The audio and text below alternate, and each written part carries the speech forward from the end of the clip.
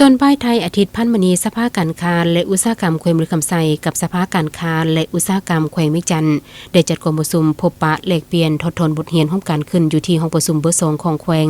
ฝ่ายแขวงมือคำไซน้ำโดยทานไสยเพชรจันทิโซนประธานสภาการค้าและอุตสาหกรรมแขวงมือคำไซ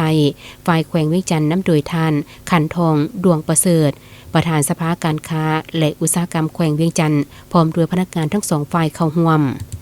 จุดประสงค์ของกองประชุมในครั้งนี้ก็เพื่อเป็นการสืบต่อจัดตั้งปฏิบัติการแลกเปลี่ยนบทเรียนในการเคลื่อนไหวเวียกงานสภาการค้า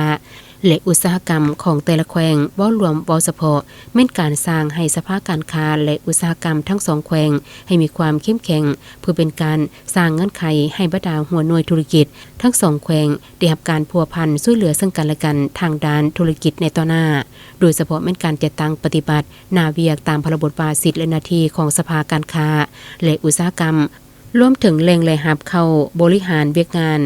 ทางแขวงได้มีทิศชี้นำและอำนวยความสะดวกแนวใดในระยะผ่านมาเวียกงานการสุขนิวส่งเสริมวิสาหกิจขนาดน้อยและกลางเพื่อให้กลายเป็นหัวหน่วยธุรกิจที่มีความเข้มแข็งทางแขวงได้กระตุ้นคือแนวใดต่อเวียกงานดังกล่าวการอำนวยความสะดวกจากภาครัฐต่อกับเวียกงานการค้าเวียกงานการลงทุนเวียกงานบริการท่องเที่ยวเวียกงานเกษตรกรรมปลูกฝังเลี้ยงสัตว์และเวียกงานอื่นๆมีสภาพคล่องตัวแนวใดกองประชุมครั้งนี้คณะผู้แทนทั้งสองแขวงที่เข้าร่วมได้พร้อมกันประกอบความคิดเห็นแลกเปลี่ยนบทเรียนซึ่งกันและกันในด้านเวียกงานสภาการค้าและอุตสาหกรรมแบบกงไปกงมาด้วยบรรยากาศที่ดีร่วมกัน